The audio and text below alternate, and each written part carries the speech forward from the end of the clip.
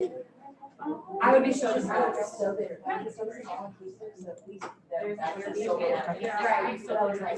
There's that. And then when I'm ready to share the screen. When I'm ready to share this, then I just pull it out. Yep. Okay. Put that part in there. And, okay, let me go. So let's go to the next room and get them set up. Okay. We're almost there. You get in first, Natalie. Are you looking at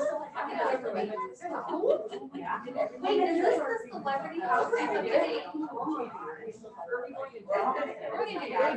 Dude, we used to go to Alabama for spring break in March. I would swim in Alabama when it was like 40. But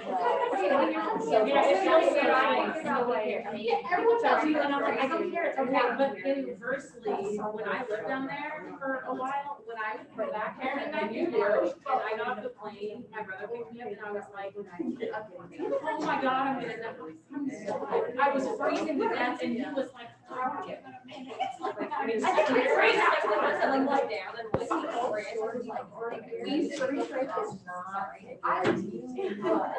No, that's what we like. Probably the two bathrooms.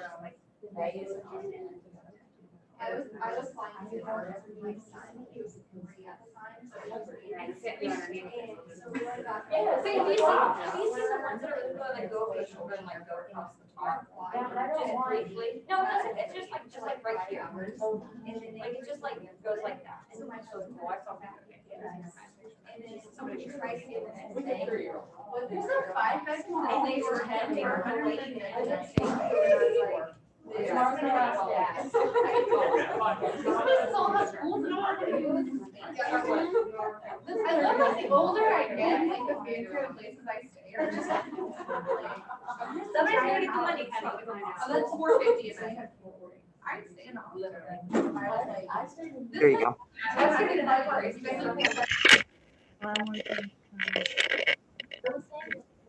The house is like $1,000.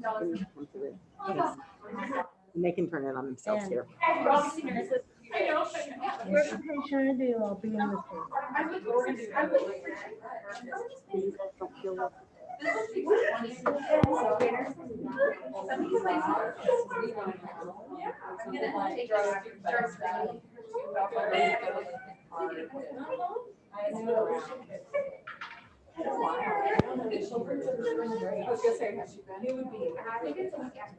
Here's a view of the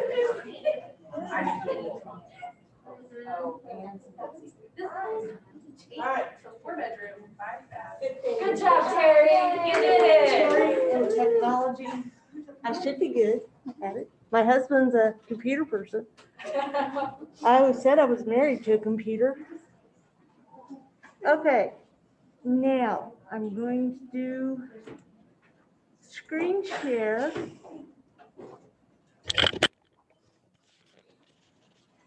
And we're going to screen share, and Natalie is going to be first.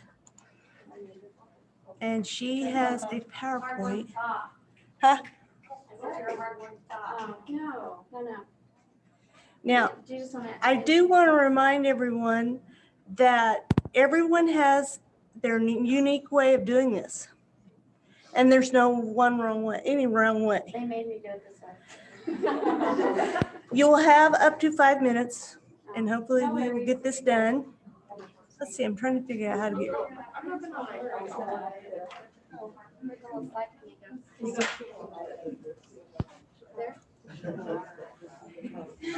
So, here we go. All right. So, instead of telling you my word, I'm going to let you guess my word. So, Can you guys hear in the next room? Can you hear me? Talk a little louder. Talk a little louder. My mom voice. Okay. So, my word. Can you guess it? So, next one. Next slide. You should just be able to hit the down arrow, I think. There you go. So, does anybody know who this is? Rosa Parks. Rosa Parks. Rosa Parks. Okay, next slide. Is Nelson it Mandela. Nelson Mandela? Next. Oh, very old lady. No? Susan B. Anthony. Susan B. Anthony. Very good. Next. Okay, Emma, Martin Luther King Jr. RBG. RBG. Okay, so what do all these people have in common? They're advocates. They are listed as some of the top influential people in the world. So Rosa Parks, she stood for racial equality. She refused to give her seat to a white person on the bus, took front row instead of the back. Nelson Mandela, he was jailed trying to fight apartheid. I don't say that right. But anyway, he was able to free his country from British rule. So that was a big thing, and he was also for racial equality. Susan B. Anthony, does you guys know what she stood for? Women's right to vote. Women's right to vote, equal work for equal pay for equal work. So she was part of the suffrage movement. Martin Luther King Jr. was also a civil rights movement person. And RBG, she stood for gender equality or equality. So then this, if you believe it or not, the history of my word stems back to 13 BC. So this is Lady Justitia. I'm not sure I'm going to say this right. But anyway, you will see this statue everywhere. So my word is justice. So if you look at this statue, she's got a blindfold, which means she stands for impartiality. So it shouldn't matter what race, gender, or anything else is. You should be judged on your own merits, and evidence should weigh out, which is where the scales come in. There's no base for them. So your evidence should be placed for the opposing side should be placed on the scales to determine which way you would fall in terms of justice. The sword is a signal for being mighty and swift. And then the toga was also something that they talked about, and that just goes back to Roman mythology, which again, Emperor Augustus, this is all when really justice was started and made to be a big deal. So justice has been with us for forever. So that is my word. So according to our book, there is no true, real, finite definition for justice. It really depends on your environment, your background, your history, your ethnicity, your culture. You can define justice in innumerable ways. You may have an idea of what justice is, and it may differ from somebody else's. And it's all based on your experience. So whatever rose-colored glasses you look at the world through, that may determine how you define your justice. So that's it. Good. Mic drop. You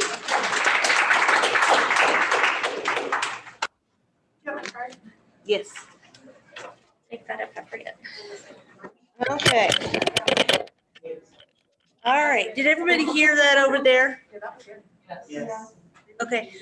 I think she's the only one that has the screen PowerPoint. So what I'll do is turn the camera around, and I'll just choose someone to come up and tell me, do what they're going to do to explain what the word is. The words I have picked out all have to do with ethics. Ethics is pretty broad and can be pretty dry and boring. Therefore, I'm trying not to make it that way. Some of these words, to be honest, I didn't even really know what they were until I got to looking them up. And I've talked to other instructors, and they are taking further classes, and those words are getting graded down on because they don't know them. So I'm trying to teach you from the get-go what certain words mean. Okay, Stacy Ammons. Yep. Okay.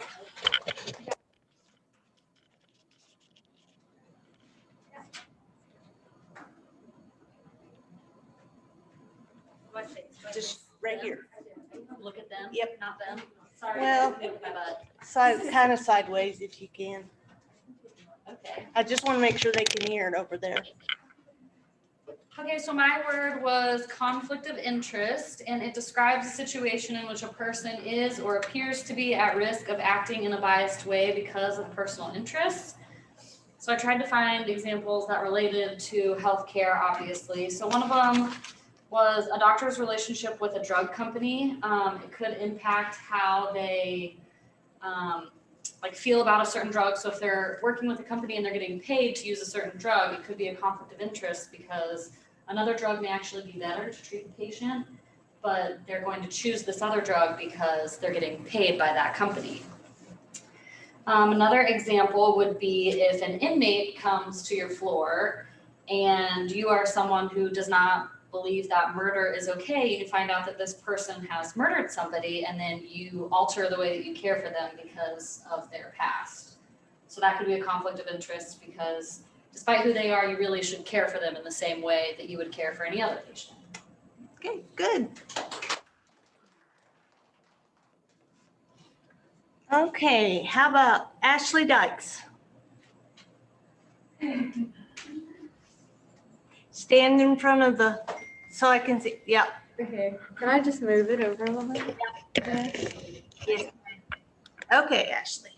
Okay, so I had ethical principle, and I had a tough time finding just a definition for ethical principle, so I kind of wrote down like the four, there was like 4 to 8 principles that you could, that kind of pertain to nursing, so I wrote those down.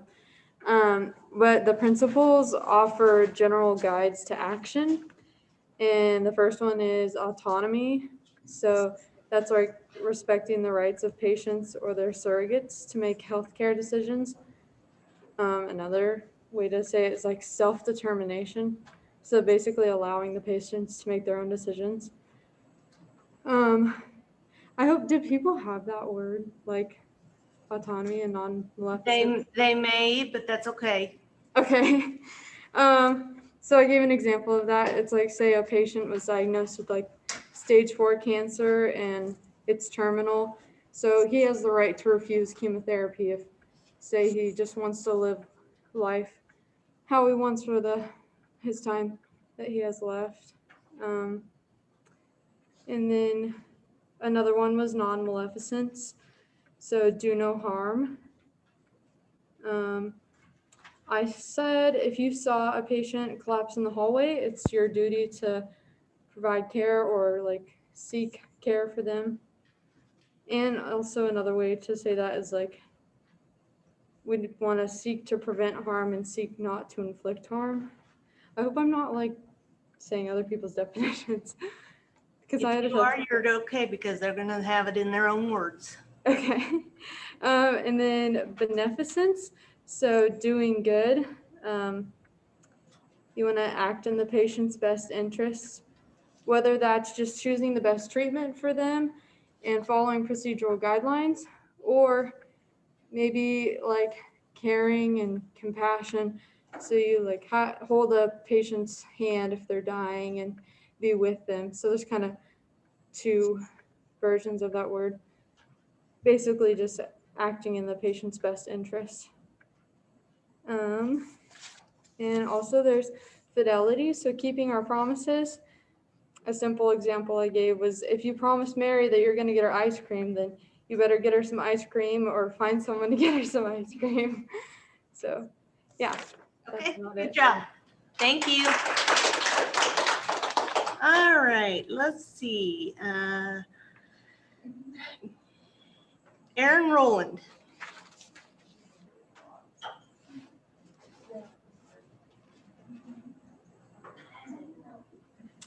Aaron, are you there? Just a second. Okay. While we're waiting on Aaron, I passed out these these things. These I bought from the American Nurses Association. Keep those with you. It's one of those things that will help you in both levels. The code of ethics. A lot of this ethical stuff goes along with leadership, which is a big deal. I thought these were pretty cool, so I bought them specifically for this class. And if I have enough left for the next one. You guys got a present. Aaron, do you need me to go on? Nope. Nope, okay. Okay, so I got conflicting values. And that would be not wanting to care for a patient based on their race, sexuality, or gender because it doesn't align with somebody's parietal views. Okay, thank you. Okay, let's see. Madison Beard.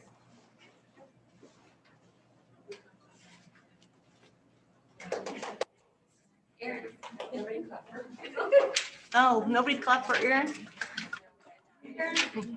So my word is client advocate. So a client advocate is broadly an employee or a centralized office which advocates for the client's wants and needs and whatever they may be. In nursing, it's basically a patient representative. So this is important because it involves thinking of and testing ways to improve client experiences and provide clients with more value. A nurse advocates and supports the patient's best interests while respecting the family's important role. They also attend healthcare meetings and clarify any communication problems and ensure that the information that they're being provided is correct. And then some characteristics of advocating would be clarity of purpose, safeguard, confidentiality, equality, empowerment, and then putting people first.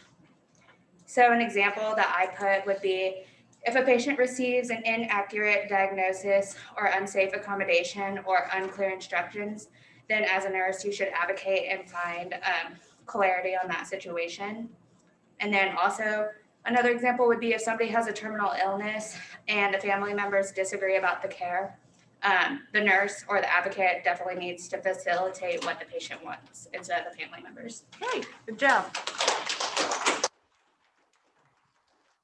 All right, let's see. Bailey Evans.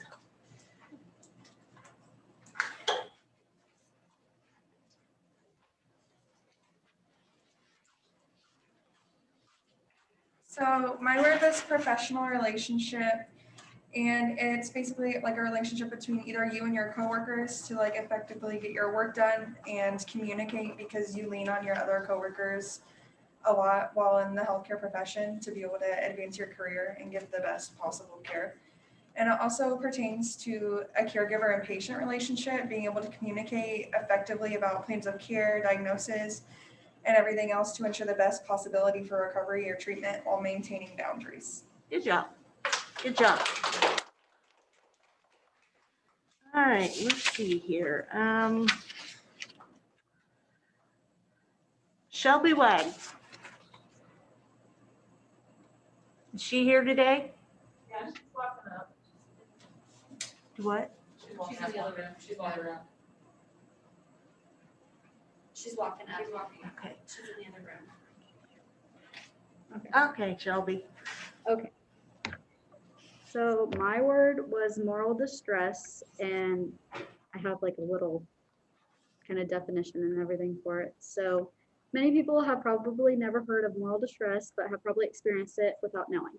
Moral distress is when you want to do the action that is morally right, but something is hindering you from being able to do so. Moral distress can most commonly be seen in the end-of-life care, but also in value conflicts and challenging team dynamics. It tends to affect our moral values, meaning it goes against what we believe is right ethically.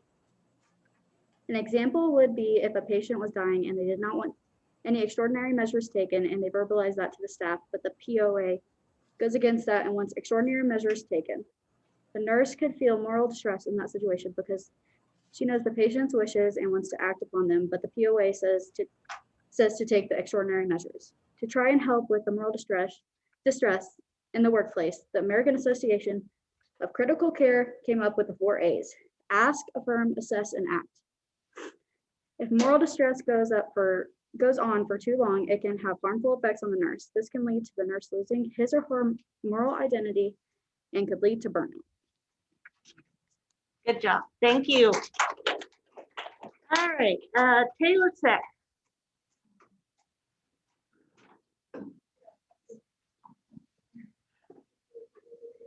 Is she here? Is she in? Okay. I'm here. All right. There you are. Okay, so I got the Nightingale Pledge.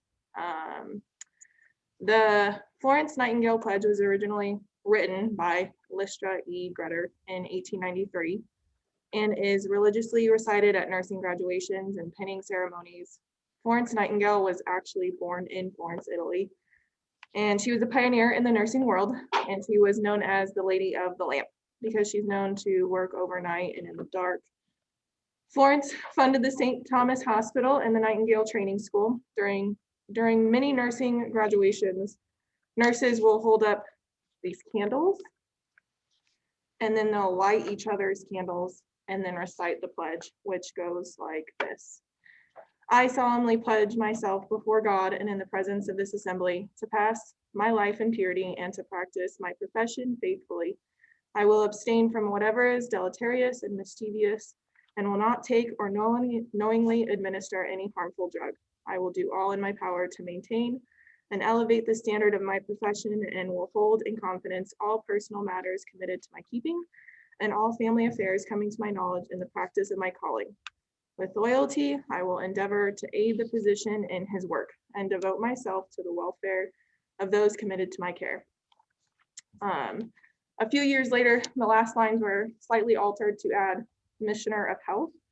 The pledge has gotten some scrutiny because of the line that states, I will endeavor to aid the physician in his work, because most people think that the nurse works for the patient and to provide and uphold safety to the patients before anything else. The Nightingale Pledge is a huge statement of ethics and core principles of nursing care that states in the words, commitment to us and our patients, and even the profession as a whole. These are words that we should all live by. So with graduation time, you may be reciting the Florence Nightingale Pledge or the Nightingale Pledge. Good job. Okay, Melissa Beaumont.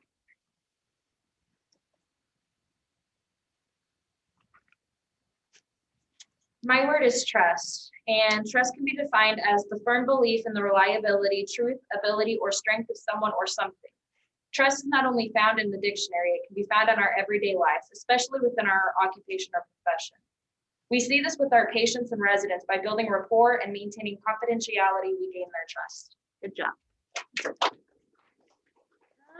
Okay, Ashley Garvin.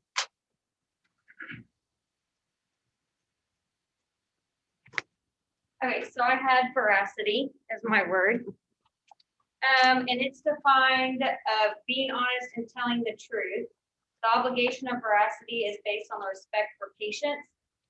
So I looked up an example, and the example it gave was a 65-year-old male that was diagnosed with terminal cancer, but he had just retired from a long working career and was planning on going on a round-the-world trip with his wife. And the conflict was, does the nurse tell the patient of his diagnosis? Which obviously the answer was yes, but they were worried about like the emotional distress on him, messing up his trip, ruining all his plans. But it just comes to being honest, telling the patient what's going on, being straightforward, and not hiding from your patient. Good. Okay, Ashley Beardle.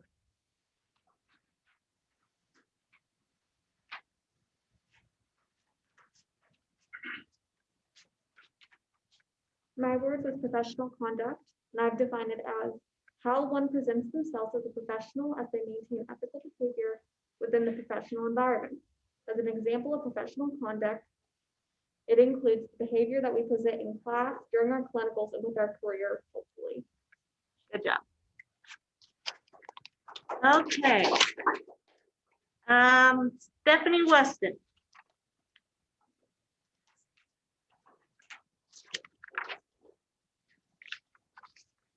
My word was an ethical dilemma. An ethical dilemma is a decision that has to be made that causes a conflict between whichever route that you choose. Either route will lead to a compromise of some kind of ethical principle or lead to an ethical violation. Some of the most common ethical dilemmas that are related to nursing are informed consent, disclosing medical conditions, and incompetence among peers. Informed consent is often the concerns that the patients and their families have not been fully informed about the treatments or the prognosis. Patients are most often more comfortable asking the nurses to explain the treatment or the prognosis the doctor has given them. But nurses run into ethical issues on how much information that they should give the patient and their families. Disclosing medical conditions. Sometimes families only tell the patients part of their medical condition or diagnosis, trying to protect the patient. When the patient asks the nurse about what's really going on, the nurse has to consider the patient's right to know. A big ethical dilemma that may be common among nurses is incompetence among peers. Nurses may struggle with speaking up or staying silent, but they speak up because of the threat to patient safety. However, speaking up can lead to inadequate staffing. As a nurse, you may face ethical dilemmas often. Some dilemmas may have an easier path to choose than the other, but it is a decision that that you make that you have to, and you feel that you can back. Good job, Stephanie. Okay, Alexis Bowman. So my word was morality, and I defined it as a system of rules that help guide human conduct. So distinguishing between right or wrong behaviors. The example I gave was the belief by someone that it is wrong to take what doesn't belong to them, even when no one is looking. Good. Okay, Katie Doss.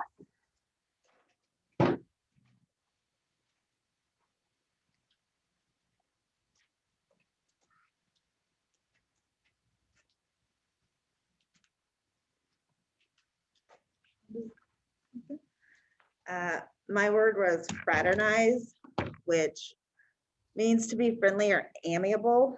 So it doesn't always have the romantic connotations that people mostly think. It can mean having like a friendship, but when it's within the workplace, there's favoritism that's displayed, or it just violates kind of the professional boundaries within the workplace. In healthcare, it can be that, but it can also be considered of when involved with a patient in a romantic manner or just an inappropriate manner. In the National Council of State Boards of Nursing has like loose guidelines that guide you as to when it would be appropriate or when it would not be the worst thing to be involved with the patient, and mostly it just consists of when the patient is no longer your patient, and kind of how in depth the care you gave them was. But some examples of it that I've personally seen in healthcare would be like sleeping with other coworkers when married at work, or going home with the patient after you took care of them for 3 days. Those things are just not appropriate and would be fraternizing. And definitely unethical, huh? A bit. Yeah. Okay, Reese.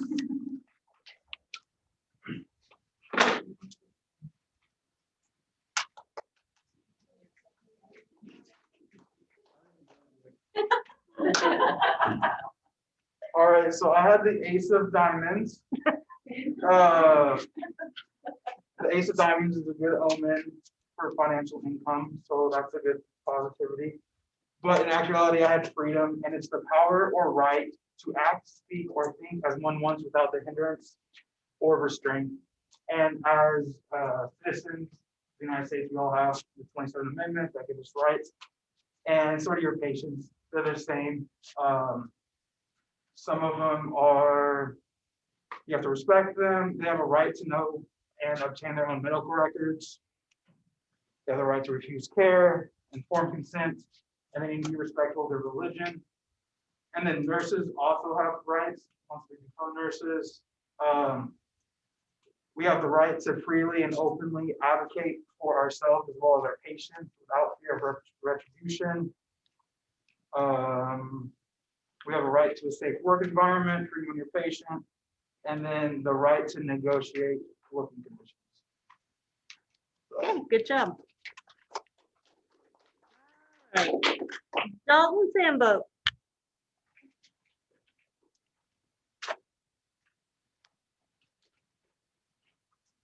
I had the ANA Code of Ethics. It is the official guide for ethical nursing practice based upon what they view as universal moral principles. It originally had the 4 principles, and then they updated it in 2015 to include 9 new interpretive statements. An example of one of the principles is autonomy. An example of that principle would be letting a patient leave against medical advice because that's their right to make that decision for themselves. Good job, Dalton. Now those 9 provisions are on one of these cards. So that might be a helpful tool. All right, Megan Brokaw.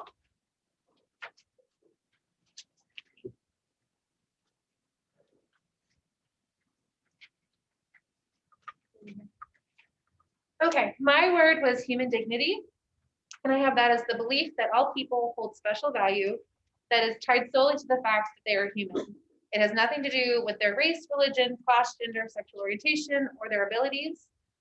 When we divide or give value based on characteristics, so gender, race, wealth, religion, it creates an unequal status in our society and allows for discrimination to take place. So for those that are like wealthy or affluent, receiving better care than others that are not as well off or privileged, those people are left behind and oppressed, which causes, again, issue in our society. So in nursing, I talked about, it includes respect, privacy, a person's right to autonomy, self-worth, pain management, personal hygiene, social inclusion, so not being left alone, being able to be around people, and practice assistance, which is practical assistance to just getting help for things that they need. Good. Okay, Mackenzie Grosser.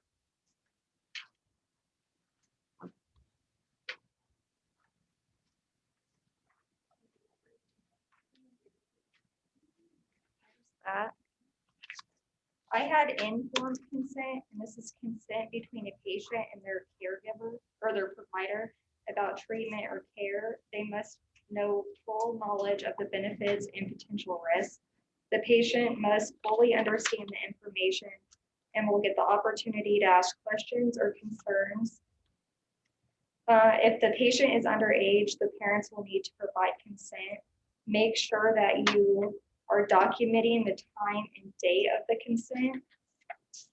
By signing the consent form, you agree that you've received all of the information, you understand the information. The patient may agree to partial or all of the treatment, and the patient has the right to deny treatment even after consenting. So my example was like a cancer patient with chemo. They know the risks and the outcome. Yes. And then for surgeries as well. And so they can make that decision that had both sides given to them. Yep. Yep. Good job. All right, Crystal Prothero.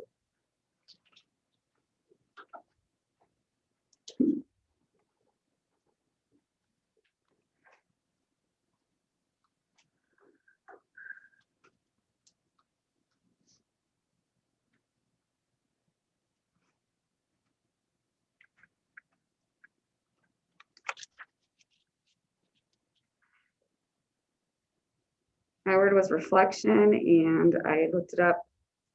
The dictionary, it was defined as serious thought or consideration. The example in the dictionary was he doesn't get much time for reflection. And it made me think about nursing school, about how we don't have much reflection opportunities except for when we're required to do reflections after some of our assignments. So you guys do a lot of reflection, right? For assignments, yes. For everything else, probably not so much time. Okay, Bailey Rowling.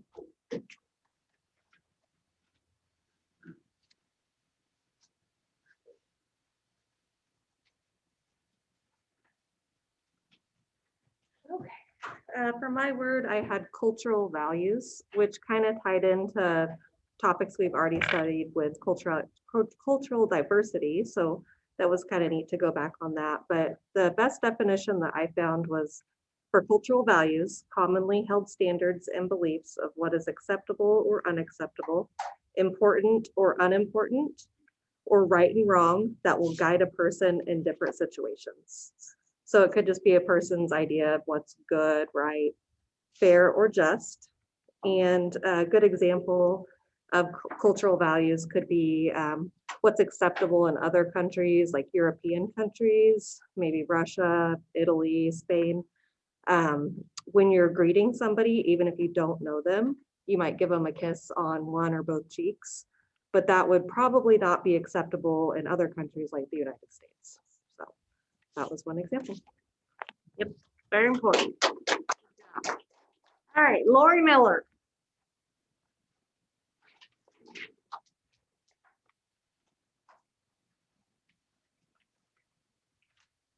Okay, so my word was privacy. And I kind of came up with two terms for that. The first one is just a state or condition of being free from being observed or disturbed by other people. So an example of that would be if a patient is having some sort of invasive surgery and they're in the room with other patients, you just want to make sure that you draw a curtain, or you just make sure that they have privacy, because they might be worried about all the other patients watching them, and so you just need to provide privacy for them. Another form of privacy would be in terms of like health information and confidentiality. I wrote privacy in the healthcare setting means keeping patient information confidential to them and the healthcare professionals involved. According to the American Nurses Association, protection from privacy and confidentiality is essential to maintaining a trusting relationship between the healthcare providers and patients and integral to professional practice. So just not sharing information with people who don't have the need to access that. So it could be healthcare professionals in the immediate care for them can have that, but other nurses in the hospital who have nothing to do with it do not need to be accessing those documents. So Good job. All right, Alicia Tadeo. Okay, my word was euthanasia. And when I looked up I looked it up in the dictionary, it says the painless killing of a patient suffering from an incurable and painful disease or an irreversible coma. And it says the practice is illegal in most countries. So it's obviously highly controversial. There's different types of euthanasia. There's active, like where they're injecting a patient or prescribing something that the patient can take to end life. They actually consider active to be cleaner and kinder because they're administering the drug to end life and not just doing it passively to where they're not treating them or not doing something to keep the patient alive. So they're suffering longer, I guess you could say. What else?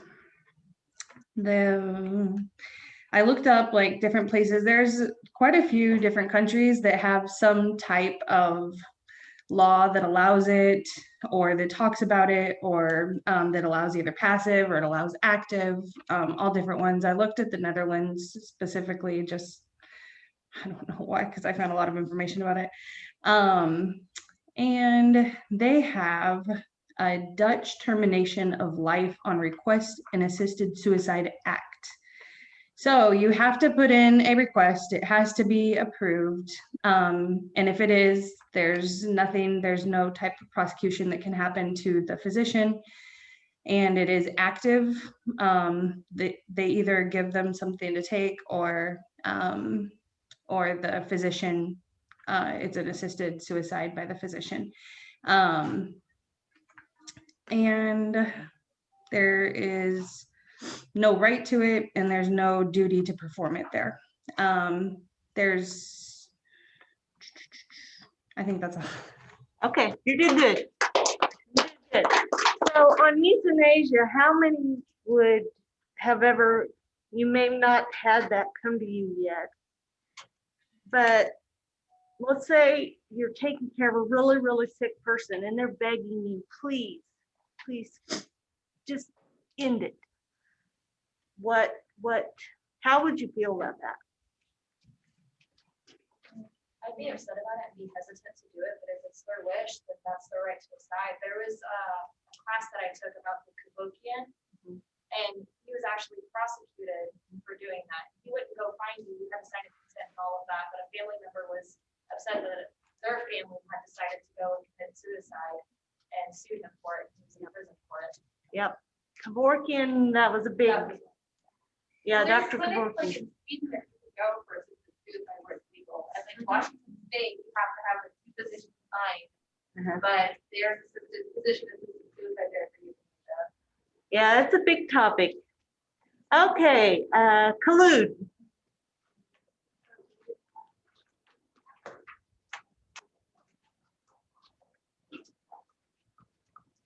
My topic was autonomy. and it is the right of a patient to make decisions about their medical care without their healthcare provider trying to influence the decision. A provider can educate the patient, but they cannot make the decision for the patient.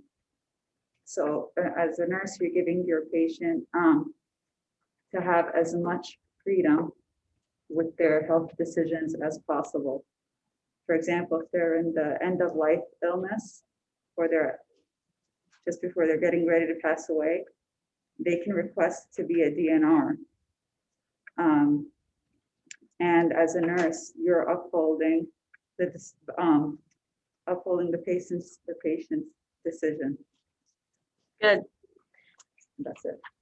Okay. For autonomy, a good example I can think of too, in addition to pollute, is if you are a charge nurse and you have a person that is dying in the final stages of dying, and they don't want to lay in bed. They want to get up in the chair. Is that the right? Okay, because that's giving them autonomy, even though they're about ready to pass away. And so as a nurse, I did everything I could to make them comfortable in the way they wanted to be. The aides may have not liked me for it, but as long as they had someone there with them, I got them up in the chair and let them be comfortable, because laying down in a flat bed just isn't always the best. So that's an example of autonomy. Okay, Amy Carey. Sorry, is there anything we can take as a super quick bathroom break? Yeah, I suppose. Thank you. Be quick. I mean, I can keep on it, but I'm being quick. We got an hour. I was like, I'm gonna go up and talk.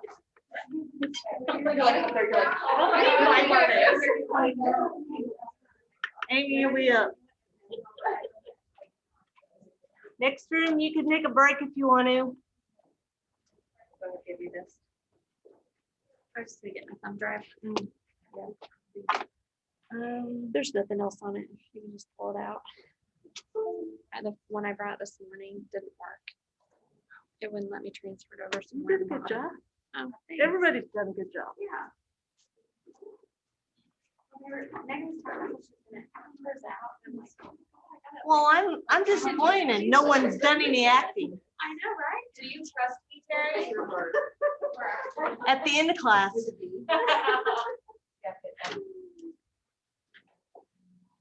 was like, I gotta at least do something. Some of them are hard to act out. Well, yeah, some of them will be. Some of them are hard to pronounce. Yeah, yeah. I'm glad mine was easy. Sure it's wise. Or you just hand in your car. I could have just yelled, I seek justice.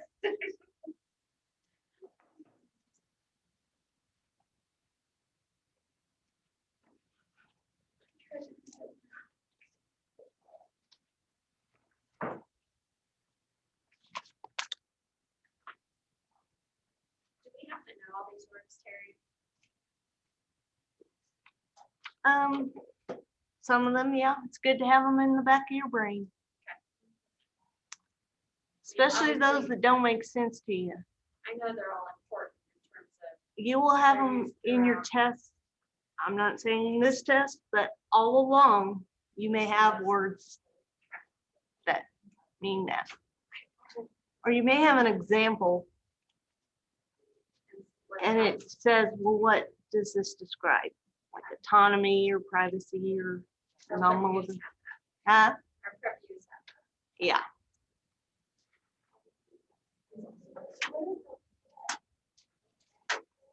Marianne, what is the word for sort of the O?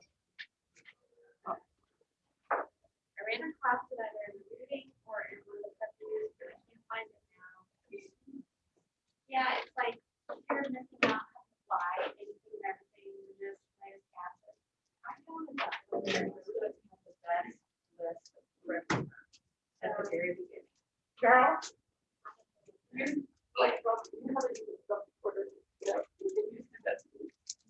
Okay, is everybody relieved?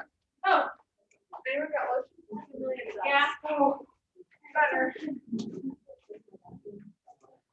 how many?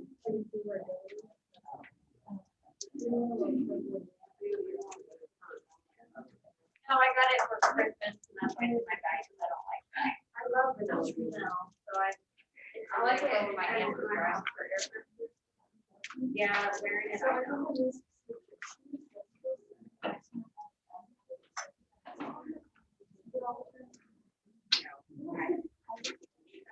Oh, Terry, will there be a list of like all of that somewhere?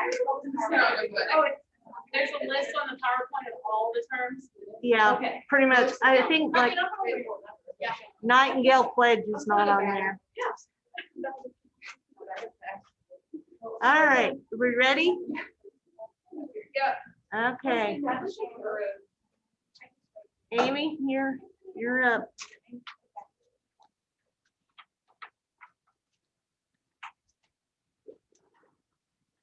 So I had the word values, and the definition that I found that I liked the best was values are beliefs about the worth of something, about what matters, that act as a standard to guide your behavior. So if you think about how you spend your time and the things that you're passionate about, and often the things that we spend our money on, it will tell you a lot about what types of things you value. A person is not born with values. They are formed over a lifetime and are influenced by the person's environment, family, and culture. There's personal values that people can have, and then there's professional values. A good example that I found, and this would be a personal one, is that being healthy is important. So the way that this would be influenced is maybe you're cooking healthy, nutritious, well-balanced food at home. And you're spending time exercising and doing things that promote healthy lifestyle habits. And in, I can't remember what book, I think it was the Fundamentals book, it talked about 5 values that exemplify the caring professional nurse. The first one is altruism, having concern for the well-being of others. The second one is autonomy, believing that every person has the right to make their own decisions. The third one is human dignity, respect for the inherent worth and uniqueness of every person. The fourth one is integrity, acting in accordance with an appropriate code of ethics and standards of practice, basically being honest. And then the last one was social justice, assuming equal treatment for all individuals.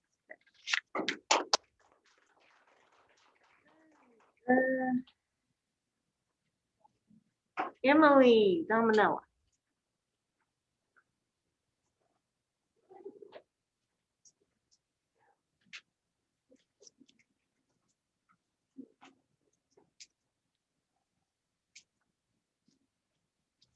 Okay, so my term was advanced directives, and I got this definition from the American Cancer Society website, actually.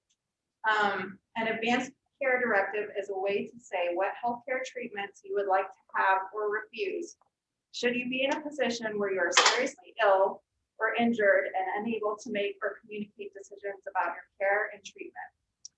And so it's basically letting your medical team and your loved ones know about your wishes.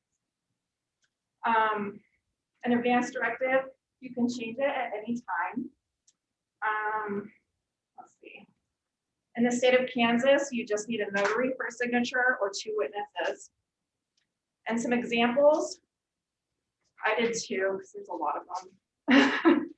A living will is a written document that spells out your treatment, what you would or would not want used, like performing CPR, organ donation, dialysis, palliative care, ventilation. The other one I chose was power of attorney. And that's basically when you name a person to kind of make decisions on your behalf. Okay, good job. Okay, Kalea Wade. She's not here? No, she already went. Oh, Kalea went? Oh, never mind. I'm here. There she is. So my word was uncompensated care. So that can be defined as overall measure of hospital care provided for which no payment was received from the patient or insurer. An example of this is like someone gets in a really bad car accident. They don't have insurance, but if they go to the hospital, they're obligated to provide care for that patient. regardless of their financial circumstances or their status of their insurance. So there's a federal law called the EMTALA, the Emergency Medical Treatment and Active Labor Act. Requires almost all hospitals to provide treatment to patients who need emergency medical treatment regardless of insurance, if insurance is active or if their finances are sufficient to cover the care. So, you know, if someone has to pay for it, obviously, so the people that will be paying for it, it's shared among governments, private sponsors, taxpayers, providers, employees, and healthcare consumers. Good. Okay, Alicia Bird.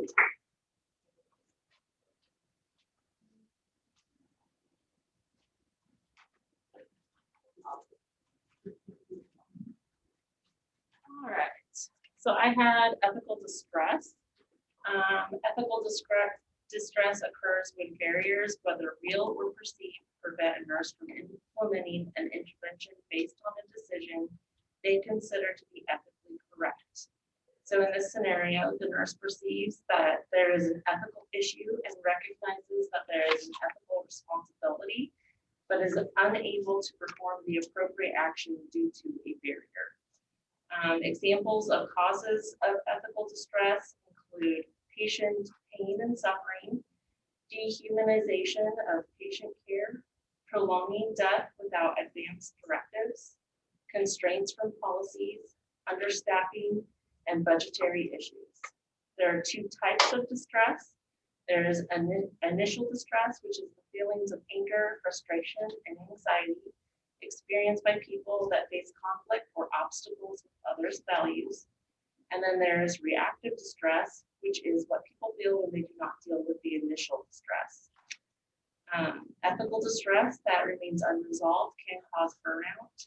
And to prevent burnout, they had several suggestions, one of which was just knowing what ethical distress is so that they can identify it and know when they're dealing with that.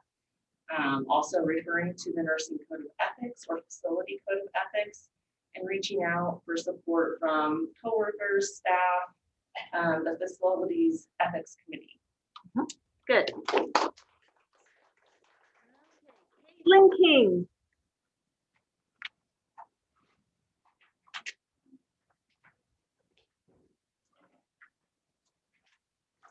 So I had ethical conduct, which is basically being honest, trustworthy, respectful, basically your codes of ethics, and how you should interact with your patient. So for example, using that, if your patient has like a certain religious belief that interferes with medical practice or medical treatments, such as like a Jehovah's Witness, they do not like to have blood or blood products, and they have the right to refuse that treatment. So even if your patient is like in critical need of blood, if they say no, that's no, and you have to stand by their choice and advocate for that choice. Good job. Kyle. Hi.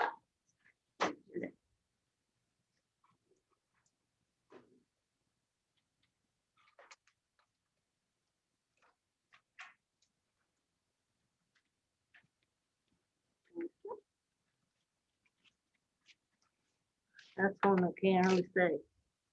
Beneficence. Beneficence. Beneficence. It's just simply known as the principle of doing good. Good.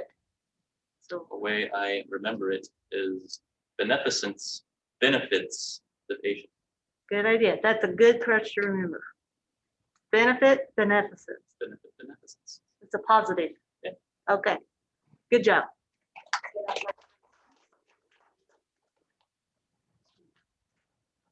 Okay, Corey Fisher.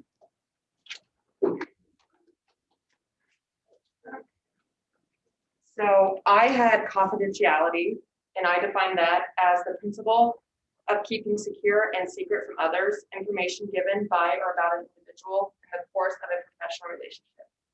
And it is the right of every patient even after death. A mnemonic device to remember the expectations to the duty of confidentiality is the 5 C's, which is consent, court order, continued treatment, comply with the law, and communication a threat or communicating a threat. So a simple example that I just thought of is like, say a teenager goes into the clinic for something and they don't want their parents to know. As a nurse, you have to keep that confidentiality and just being understanding that they don't want that information to be passed on to their friends. So, yep. Okay. All right, Danielle Dunn.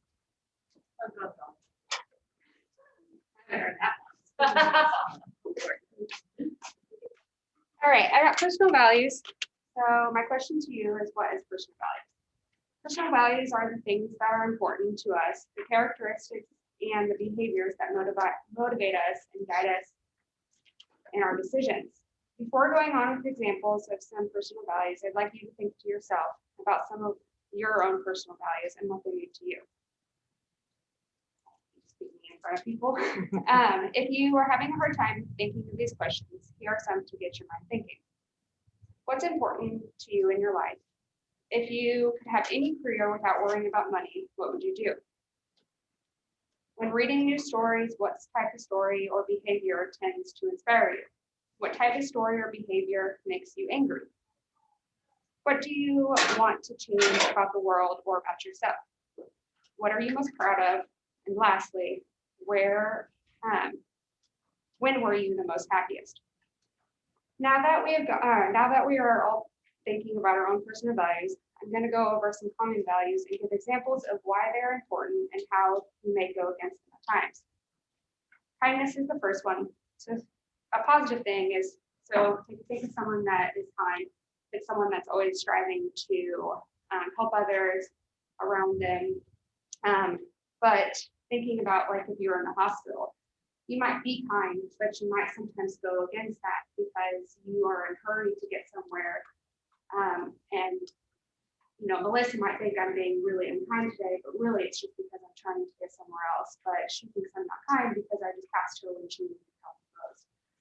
But really, I wasn't thinking that way. I was just in another mindset. The second one is honesty, being honest not only with yourself, but with others. Ways that you might be able to go against that is not being honest with someone or something, and think about the times that, you know, we're not perfect. Think about the times that you weren't honest with yourself or someone else. How did you feel? You were probably angry at yourself. And if you weren't, you're probably not an honest person. Perfection is the third one I'd like to talk about. Always wanting to come off and do things perfect. And that's all great and dandy, but that at the same time, you have to remember, again, that we're not perfect. And that in the healthcare, you're always going to learn, you're always going to better yourself. So don't be hard on yourself. Understand that you want to be perfect, but there's times that you're not going to be. Learning is another one that we've been taught in nursing school that is huge. So obviously the positive part is always wanting to learn, having that. At the same time, in nursing, you might become burned out. You might feel like, I'm over this. You might become a little bit complacent until something goes wrong and you realize, oh crap, I should probably start, you know, educating myself on this more. Or if you want to get more money, oh, I need to do this education to get it up my raise. A few other examples without going too in depth would be independence, integrity, intelligence, justice, kindness, learning, love, peace, perfection, security, simplicity, sincerity, spontaneous, being successful, having wealth and understanding. Throughout nursing school, we have been taught that in order to give good quality care, we have to care about ourselves. That being said, it is kind of the same with personal values. Our values have to be personal or have to be prioritized. We need to prioritize them to ensure that we have the best outcome in our lives. An example of that would be someone that has 3 personal values, say health, dependability, and friendship. But in order to be a good friend or to be a dependable nurse or mother or wife, you have to put your health first. You need to be eating well, getting enough sleep. Because it goes back to our class the other day. If we're not getting good sleep, how are we going to get to work on time? We're not doing things for ourselves. How am I going to be a good mother to my children? Now that we have grasped now that we have a grasp on personal values, always remember that just like you and I change, grow, and learn new things every day, so will your personal values. Always remember to adapt and change your values when needed. Okay, Kyla Hutchins.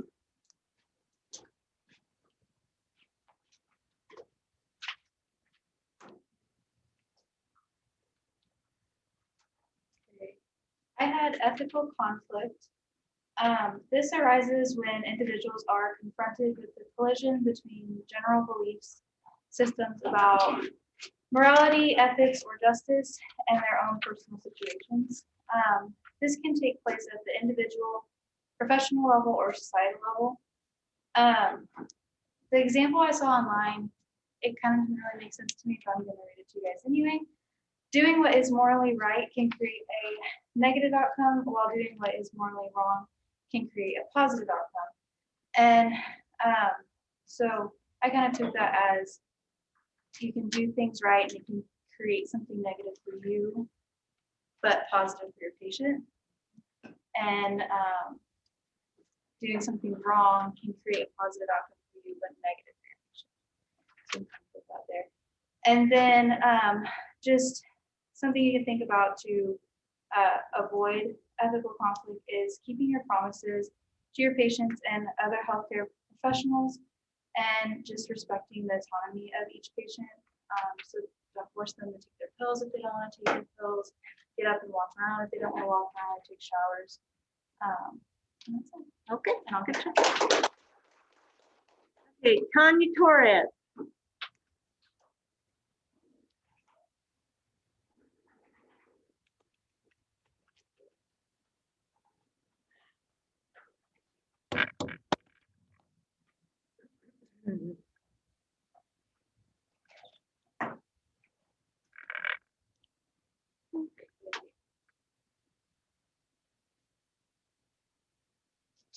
My word was accountability. It is the willingness to accept responsibility for one's own actions. Meaning that when individuals are accountable, they understand and accept the consequences of their actions for the areas in which they assume responsibility. By showing accountability, you're demonstrating a commitment to honesty, integrity, and responsibility in ways that describe what it means to have a good moral compass. I feel that all of these words describe the ideology of a good nurse. To have knowledge of one's own actions is important, but to have knowledge and take responsibility shows you are accountable. So say you're giving a medication and you make a mistake. Covering up that mistake would be both more dangerous for your patient and unethical in theory and practice. If reported, it may not change an outcome, but it could offer the opportunities to attempt to treat the mistake and help to prevent future errors. Right, good job. Okay, Emily Ryan. Or how do you say it again? It's ready. Rennie. I'll get it. Okay, so my word was legal issues, and a legal issue is a legal question, which is the foundation of a case, and it requires a court's involvement to make a decision. There are two bodies of law which include either civil or criminal court cases, and the purpose is either punish for crimes or to provide compensation to the victims of the crimes.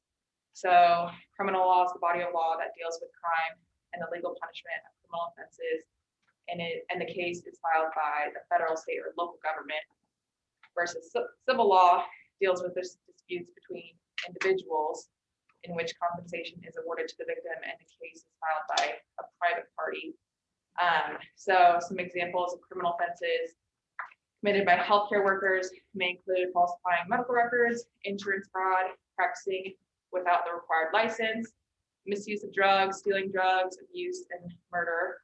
And then civil offenses by healthcare workers include a breach in contract if a healthcare provider does not provide the agreed upon services or provides improper care, or a malpractice case in which a healthcare provider unintentionally harmed a patient as a result of not following their scope of practice.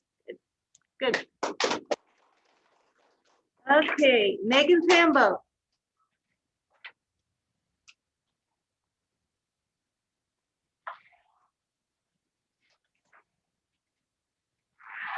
So my word was integrity. It's defined as the adherence to moral and ethical principles. This means that a person with integrity is dedicated to their values and beliefs and follows their ethical code regardless of the circumstances. The main attributes of integrity are honesty and responsibility. A good example in nursing would be admitting when you make a mistake instead of trying to cover it up. For example, if you have a really busy day and forget to give a diabetic patient their insulin on time, a person with integrity would admit to the mistake, correct it appropriately, and be honest about it instead of trying to cover it up. Easier said than done. All right, Kiara Murphy.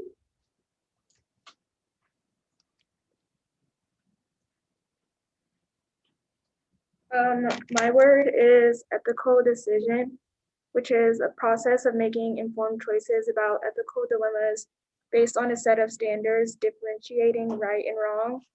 My example of that would be the Death with Dignity law, which allows qualified terminally ill adults to voluntarily request and receive a prescription medication to hasten their death. This law is currently active in California, Colorado, District of Columbia, Hawaii, Maine, New Jersey, Oregon, Vermont, and Washington. And because it may be a law in that state, the physician has to comply even if it goes against their beliefs of what the patient should do versus or what they want what they want to do for the patient. Sorry. Good job. Okay, Amanda Morgan.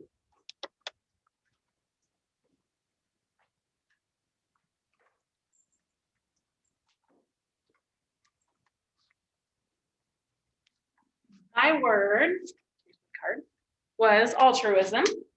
The definition is the belief in or practice of selfless concern for the well-being of others. A couple of synonyms for altruism were self-sacrifice and public-spirited. And altruism is linked to nursing in at least two ways that I wanted to touch on. In one manner, altruism, such as volunteering or helping within your community, is good for your health. There's studies showing that it lowers your blood pressure, lowers your risk of depression, and offers better overall health. And then there's also many medical procedures that require altruism for them to be available. Things like this would be blood transfusions. People have to be willing to donate blood in order for that to be the case. Same way with stem cells and organ donation. There are things that you do that you don't necessarily get any direct benefit from, but the person involved receiving those organs or stem cells gets the direct benefit from. A good example of that is right now with COVID. Yeah. The people that have had the disease can donate, is it plasma? Yeah. Convalescent. So that would be an example of that. Okay, good job. All right. Jaden Marsh.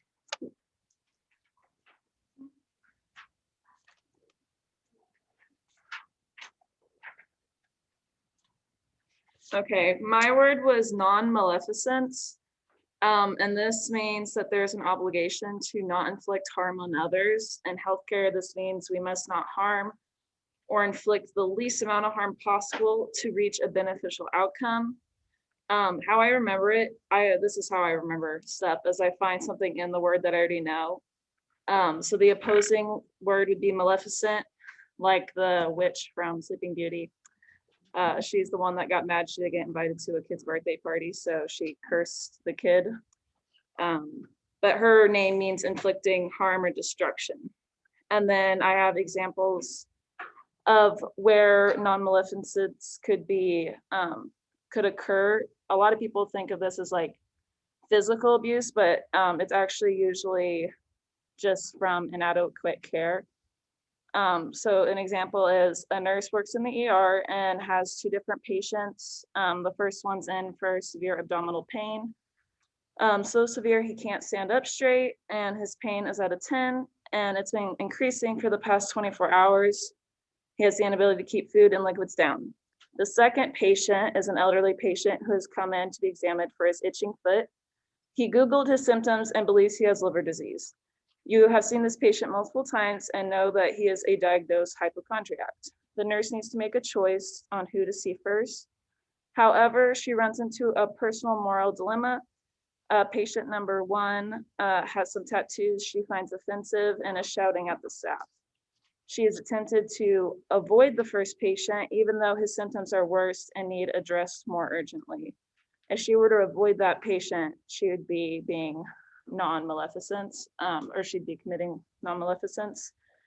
So it doesn't necessarily have to be like a physical act of harm. And then another example was a patient is complaining of pain. This patient rates her pain an 8 out of 10. However, the nurse thinks this patient is faking her pain. So she gives a placebo to see if the patient is faking it. When she goes back to see if the pain was resolved, the nurse finds the patient crying because the pill didn't work, and now she thinks something horribly wrong is, there's something horribly wrong with her. This would be another example, more an emotional act of harm. So you're going to run into patients who are rude, offensive, crybabies, and so on. It's going to be difficult to care for them at times. And you're going to have days where you're exhausted and want to be lazy. But you have to remember the definition of a nurse, which is a person who cares for the sick and infirm or people who are not physically or emotionally strong. So there's no picking and choosing who you get to care for, and there are no lazy days that could cause inadequate care and cause further harm on that patient. Good job. Good job. Everybody did so good. Give your all a hand. Okay, we got through everybody. So there, turn the camera so I can see the group.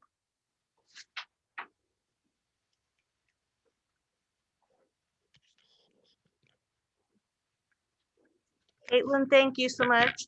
All right, so I just wanted to touch base with a few things that you guys talked about. So when she was talking about veracity, do you think that everybody should be told what their diagnosis is? What do you mean everybody? Okay, You mean like let's say, children, like let's say children. Do you think a child should be told that they have cancer? Yeah, that's up to the parents. I mean, you get to tell the power determining the power determining to this high quality. And that's when it becomes an ethical issue too. It depends on the age of the child. Tell them maybe to their age level. They're not going to understand, most adults don't understand deep words, but you can tell them in different ways. Each person's a different person, so you have to treat everybody as an individual. I guess I think about a lot of maybe elderly people that their children don't want them to know that they have an end-stage disease. You have to go by what's right, but then you have to think about, is that person of sound mind? Do they have the rights to the decision? All that is becoming an ethical battle. So how is it that if that patient's sound mind, how is it that the children know about the diagnosis? That's right. That's right. That's another ethical. Yeah, it's all individualized.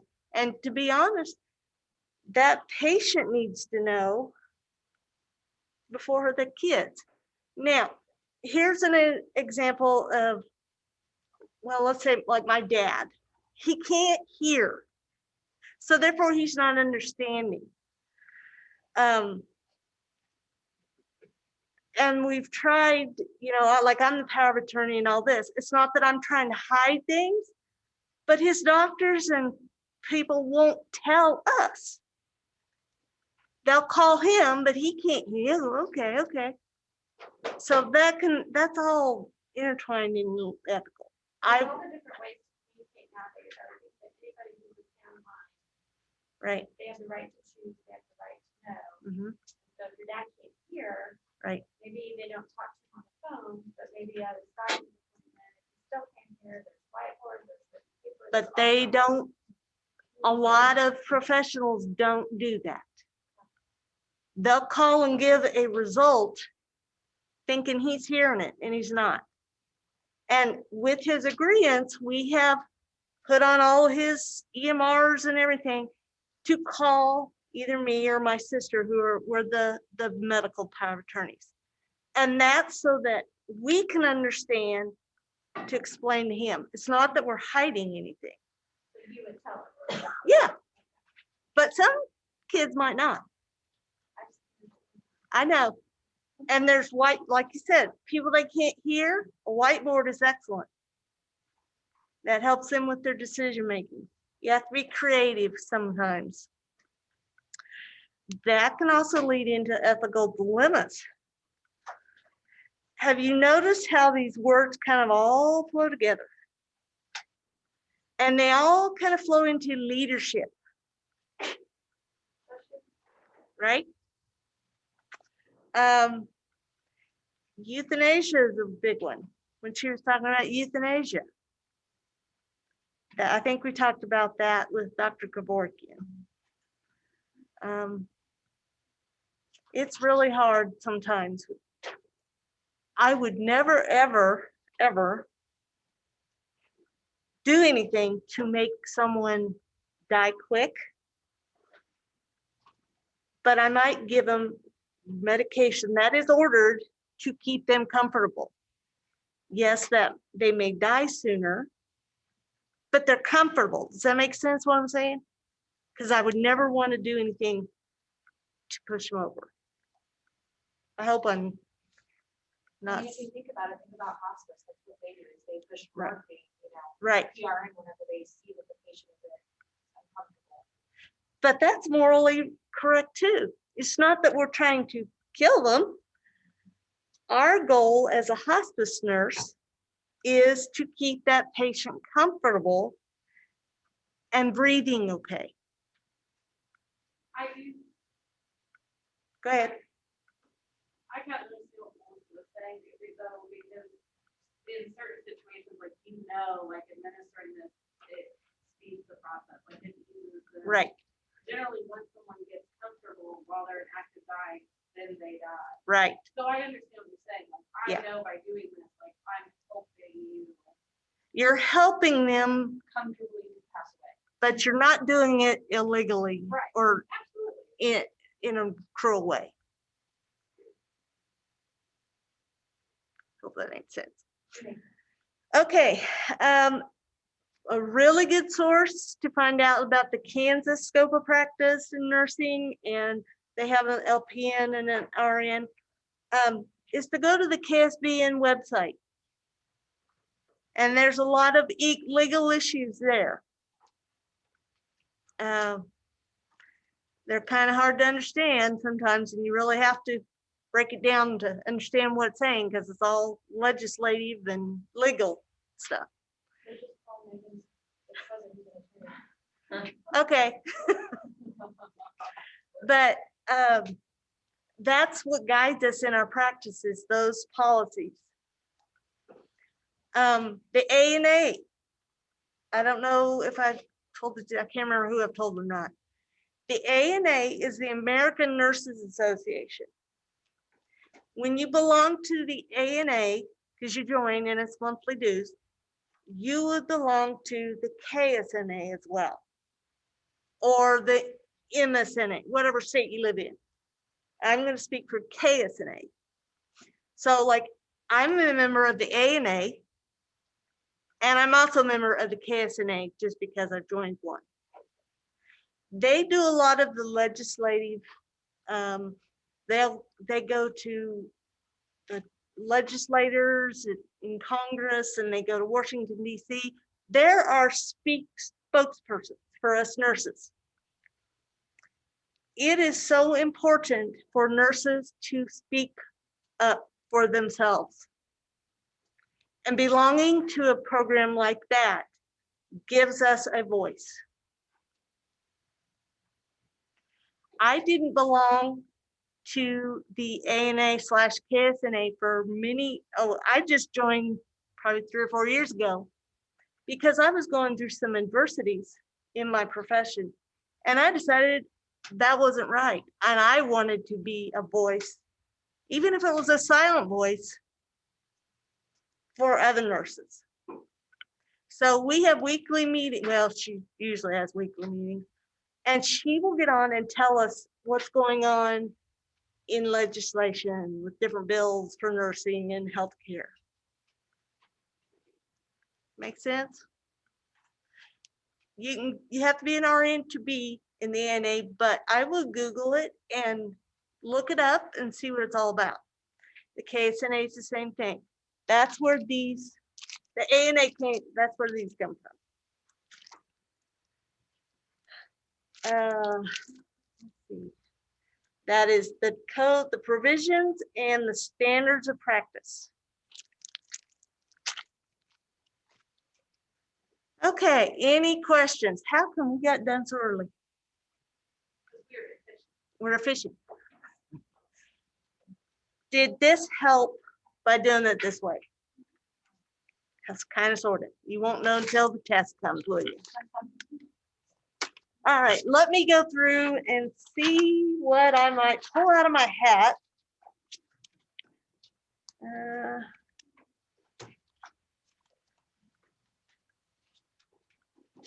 Okay, let's say a nurse arrives at work and she's got flaming purple hair and eyeshadow just really painted on and long fingernails. What? And it's not Halloween. What kind of conduct is this? Illegal, unethical, incompetent, or unprofessional? Unprofessional. So if the nurse just had purple hair, would that still be considered unprofessional? That would be depending on your institution. Because yesterday at Clinical, the format, I saw a huge amount of like very put together people that had different color hair, they had tattoos, they had piercings, but they all like doctors and nurses looked very professional, they just had different color hair. And that's going to depend on your institution. I had a kind of a purplish tint to my hair. They made me go to the natural color so that for clinicals. And I'm going, bummer. I like this, this purple tint. It's coloring up the gray. But I went and got a brown color because that's neutral. So it's going to depend on your facility and your organization, but it's still unprofessional. Professional dress and attire would be the fingernails at the right, I don't know what they say, is it length? There's a certain length they want. See, is it non-chip gel polish? Some places you can't have any. So it depends on your organization too. That is where it's important. Like, for instance, you guys have the student handbook. That would be in that book or in those guidelines of how you're supposed to dress in clinicals.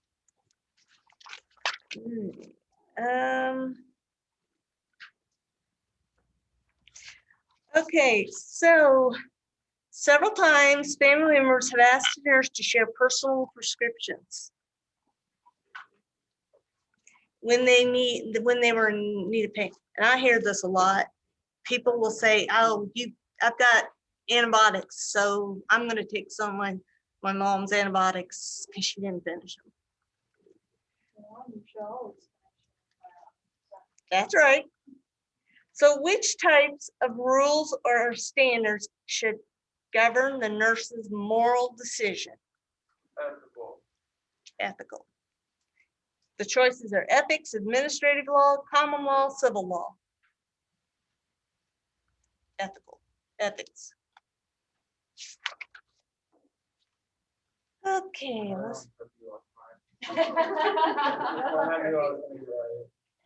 Okay, here's one. A nurse is a Catholic faith, and she's voting pro-life. This nurse is considered to have what? Moral agency, personal values, ethics, legal obligations. Right, her personal values are involved.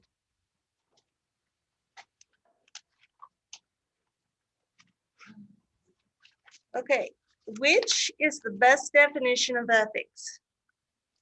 The formal systematic study of moral beliefs, the informal systematic study of moral beliefs, the adherence to formal personal values, the adherence to informal personal values. You didn't understand any word, I can barely say it. So the best definition for ethics is the formal systematic study of moral beliefs. Mhm.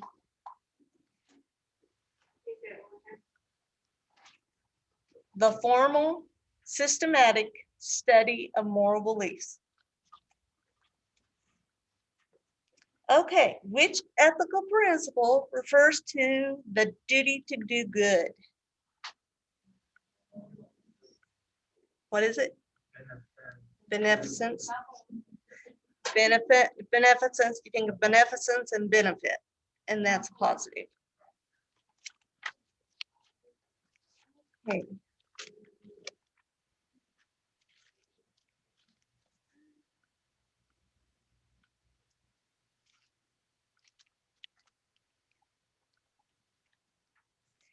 Okay, let's say, here's a good one. Let's say you're working at KU Med Center. I'm just thinking of the hospital in Kansas City. And in comes Patrick Mahomes with an injury. Huh? What are you gonna do? Get his phone number first. Get his autograph and a jersey. The nurse, let's see. So you have him coming in, he's coming in. Should you treat him like he's a pro ball player and famous? Probably. He's a VIP. He would be a VIP for his protection. He may not want to be a VIP. Wait a minute. He wouldn't even come to KU. He probably has like a private doctor, private hospital. I know. But the baby was born and it hasn't been released where. I bet she had it at home. It's hard to tell, but kudos to those professionals that helped deliver that baby because they have kept that very hushed. Well, and John Travolta's wife had that cancer for all that time and nobody knew they were at MD Anderson for literally like, I don't know, a year or something, and nobody even knew. But I mean, how easy for one person to leak that information. And then lose your job And your trust and everything, yeah. I would have lost it. So that is confidentiality. And that is protecting you, not only for famous people, but for everybody that comes in, confidentiality. You also don't want to have a homeless person come in and you're saying, oh yeah, I got that person that has long hair and it's real dirty. That also is a confidentiality breach. I went home for that. And I have taken care of some people that have a higher, what do you call it, prestige in the communities. And I have to be very calm, I'm always confidential, but even more so. Who were they? Not Patrick Mahomes. Not Patrick Mahomes, I tell you.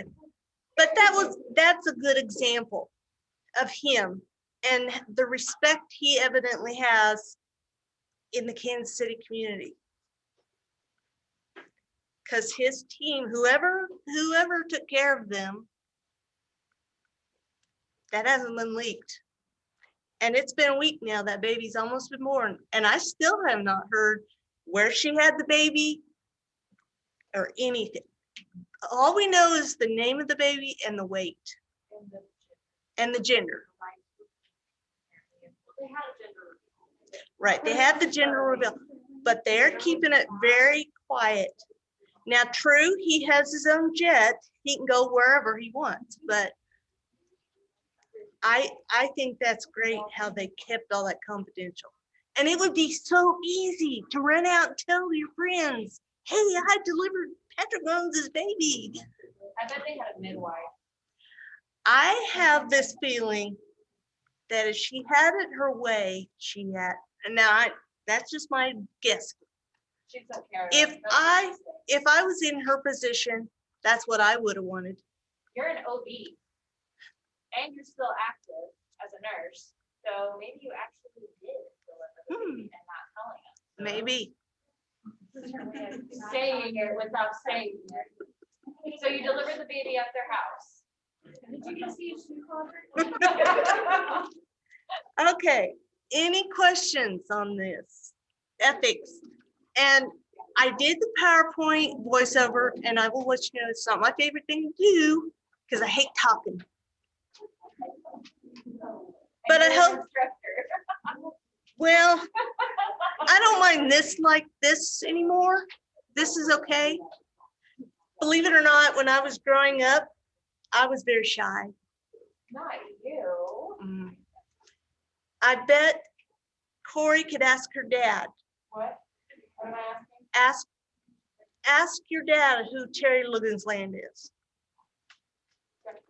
And if he cares, and if he even remembers who I am, he would be more likely to say, yeah, she was very shy. She didn't go in and do anything, you know, all that. Yeah, so he may not even remember the year he graduated.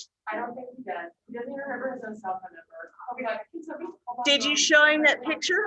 Yeah, so it's Terry. That's what he said, but I don't either. We'll pretend. I couldn't see it anyways. So ethics can be kind of boring, but it can be interesting. Look up those policies and procedures.